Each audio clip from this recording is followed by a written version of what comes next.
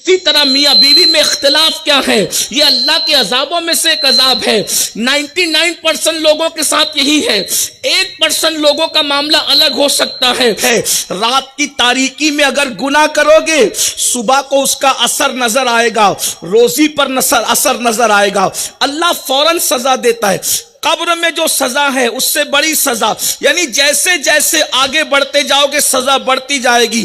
جو گناہ کرتے ہو دنیا میں اس کا اثر نظر آئے گا، اس کے بعد قبر میں اس سے زیادہ اثر نظر آئے گا، اس کے بعد میدان محشر میں اس سے زیادہ اثر نظر آئے گا، اور اس کے بعد جب جہنم میں جائے گا مجرم تو اور زیادہ اثر نظر آئے گا۔ یاد رکھنا، رات کو گناہ کرتے ہو، صبح گاہک پر اثر نظر آتا ہے، صبح روزی روٹی پر اثر نظر آتا ہے، صبح چہرے پر اثر نظر آتا ہے۔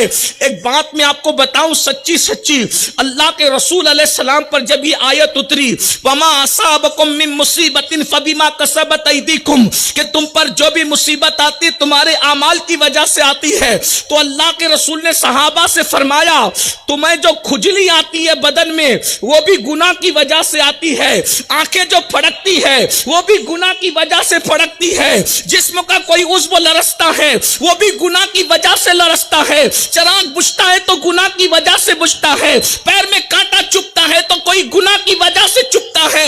اب اس کو اگر آپ غور کر کے دیکھیں تو پتہ کیا چلے گا؟ سستی گناہ کی وجہ سے، کاہلی گناہ کی وجہ سے، نیندوں کا چین ختم ہونا گناہ کی وجہ سے۔ پتہ چلا جس دن انسان گناہ چھوڑ دے وہ اتنا سکون سے رہے گا کہ کبھی اس کے جسم میں کھجلی بھی نہیں آ سکتی، اس کو کبھی کانٹا بھی نہیں چبھ سکتا۔ اللہ اکبر! بلکہ انسان کے پسینے میں بدبو بھی اگر بڑھتی ہے تو کہیں نہ کہیں اس کے عمل کا اس میں عمل دخل ہوتا ہے۔ اسی لیے آپ دیکھیں کہ مجذوب لوگوں کی برسوں نہیں نہاتے تو بھی ان کے کپڑوں میں بدبو نہیں ہوتی۔ غور فرمائیے، گناہ ہے، جہاں گناہ ہے وہاں فنا ہے۔ عنوان تو ایسا ہے کہ اس پر بہت بولا جا سکتا ہے، لیکن مجھے ایک لمبے سفر پر جانا ہے، مجھے اپنے وقت پر گفتگو ختم کرنی ہے۔ ہم گناہ کر رہے ہیں، پریشانیوں کی وجہ گناہ ہے۔ اگر ہم بیمار ہو رہے ہیں اس کا کوئی نہ کہیں سبب گناہ ہے۔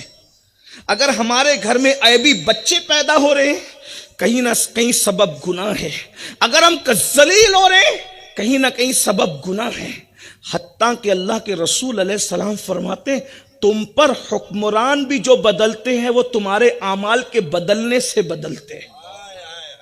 مشکات شریف کی حدیث سے اللہ کے رسول علیہ السلام فرماتے جب تم میری نافرمانی کرتے ہو تو میں تم پر ظالم حکمراں مسلط کرتا ہوں، اور ان ظالموں کے دل میں تمہاری دشمنی پیدا کر دیتا ہوں، پھر وہ تم پر ظلم کرتے ہیں اور تم آہو بکا کرتے ہو، تم گڑ گڑاتے ہو۔ اللہ فرماتا ہے حدیث قدسی میں کہ تمہارا ان کے پاس گڑ گڑانا کوئی کام نہیں آتا، اگر گڑ گڑانا ہے تو میری بارگاہ میں گڑ گڑاؤ۔ میرے پیارے آقا صلی اللہ علیہ وآلہ وسلم کے پیارے دیوانوں، ہر انسان مسائل کا شکار ہے، ہر انسان بربادی کا شکار ہے، ہر انسان جو ہے وہ روزی روٹی کو لے کر، بچیوں کے رشتوں کو لے کر، رشتہ داروں کے معاملات کو لے کر، گھر والوں کے معاملات کو لے کر، دوستوں کے معاملات کو لے کر سب پریشان ہے، اور ساری پریشانیوں کی وجہ گناہ ہے۔ میرے بھائیوں، کب تک گناہ کرتے رہو گے؟ خدا کے عذاب کی شکلیں مختلف ہے۔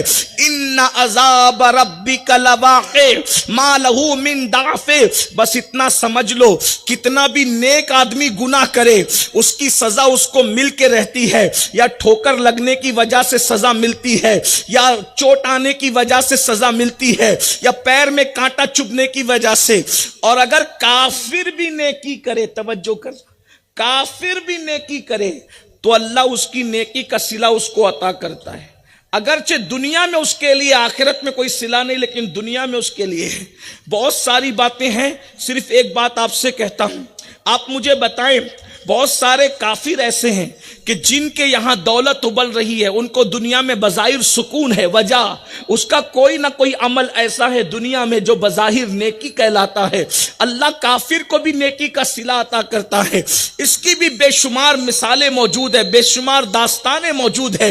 لیکن سب سے ہٹ کر اب آئیے میں آپ کو بتاؤں، انسان جو گناہ کرے گا اس کو بھگتان دنیا میں بھی بھگتنا پڑے گا، قبر میں بھی بھگتنا پڑے گا، اور حشر میں بھی بھگتنا پڑے گا، اور آخرت میں بھی بھگتنا پڑے گا۔